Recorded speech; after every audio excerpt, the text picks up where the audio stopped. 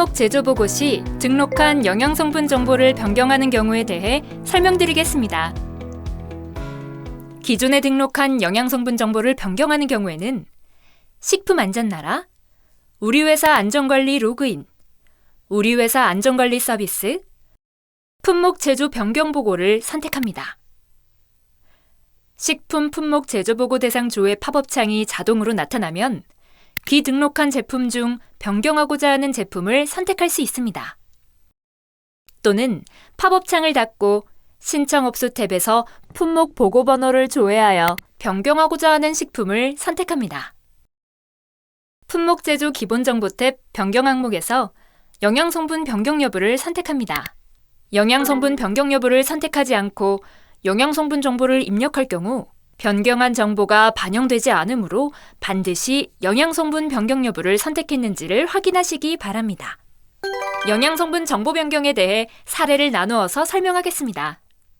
첫 번째는 영양성분 정보 등록 제도가 시행된 2023년 7월 1일 이전에 품목 제조 보고를 완료한 식품이나 영양성분 정보 등록을 원하는 경우입니다. 품목 제조 기본 정보 탭에서 영양성분 변경 여부를 선택합니다. 품목 제조 상세 정보 탭으로 이동하여 영양성분 표시 의무 식품에 해당하는지 여부에 영양 표시 대상 식품인 경우 예로, 비대상 식품인 경우 아니오로 선택합니다. 아니오인 경우 선택되어 있는 영양성분 제공 여부를 해제하지 않습니다. 영양성분 탭으로 이동하여 내용량과 영양성분을 입력합니다. 제품의 총 내용량으로 표시한다면 총 내용량당을 선택한 후 총 내용량을 기입하고 단위를 선택합니다. 제품에 100g 또는 100ml 단위로 표시한다면 100g당 또는 100ml 중에서 선택하고 총 내용량 기입 후 단위를 선택합니다. 만일 제품에 1회 분량 또는 소포장 단위로 표시한다면 단위 내용량당을 선택한 후 총 내용량과 단위 내용량 각각의 중량을 모두 기입하고 단위를 선택하시면 됩니다. 영양 표시 의무 대상 성분인 열량 등 9종은 필수 영양 성분으로 분류되어 있고 9종의 필수 영양 성분명과 단위는 화면과 같이 자동 표출됩니다. 필수 영양 성분 9종 이외 제품에 강조 표시하는 영양 성분 등은 선택 영양 성분에 영양 성분 추가를 통해 직접 입력 가능합니다. 각 영양 성분별 단위가 자동으로 표출되기 때문에 함량 입력 시 단위를 꼭 확인하신 후 입력하시기 바랍니다. 그리고 또 하나 주의할 점은 내용량 선택에 따라 그 기준으로 영양 성분 함량을 입력해야 한다는 것입니다. 예를 들어 내용량을 단위 내용량당으로 선택하는 경우 단위 내용량과 총 내용량을 모두 입력해야 하나 영양 성분 함량은 단위 내용량을 기준으로 입력해야 합니다. 정리하자면 화면과 같으니 이것도 꼭 확인해 주시기 바랍니다. 앞서 설명드린 순서대로 영양 성분까지 입력을 완료하신 후에는 저장과 신청을 누르면 제출이 완료됩니다. 두 번째는 2023년 7월 1일 이후에 보고한 제품의 영양 성분 정보를 변경하는 경우입니다. 기존의 당류 함량을 18g으로 보고하였으나 10g으로 변경된 경우를 예시로 설명하겠습니다. 품목 제조 기본 정보 탭에서 영양성분 변경 여부를 선택한 후 영양성분 탭으로 이동합니다.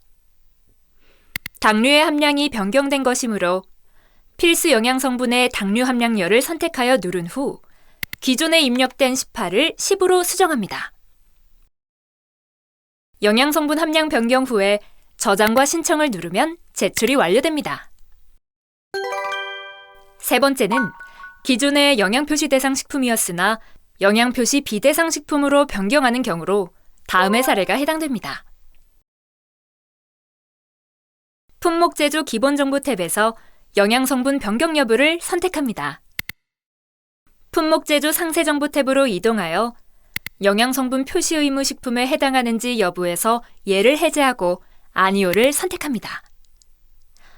영양성분 정보 제공을 원하지 않는 경우 영양성분 제공 여부를 해제합니다. 이 경우 입력한 영양성분 정보는 초기화된다는 안내창이 나타나며 확인 버튼을 누르면 기존에 입력한 정보는 삭제됩니다. 저장과 신청을 눌러 제출을 완료합니다. 영양성분 표시 의무 식품에 해당하는지 여부를 예에서 아니오로 변경한 경우에도 영양성분 정보 제공을 원할 경우 입력이 가능합니다. 영양성분 제공 여부 미해제 시 기존에 입력한 영양성분 정보는 영양성분 탭에서 자동 표출되며 필요한 경우 내용량과 영양성분 종류 및 함량 등 수정도 가능하며 저장과 신청을 눌러 제출을 완료하시면 됩니다. 마지막으로 신규 품목 제조 보고 시 영양표시 비대상 식품이었으나 영양표시 대상 식품으로 변경하는 경우로 다음의 사례가 해당됩니다. 품목 제조 기본 정보 탭에서 영양성분 변경 여부를 선택합니다. 품목 제조 상세 정보 탭으로 이동하여 영양성분 표시 의무 식품에 해당하는지 여부에서 아니오를 해제하고 예를 선택합니다.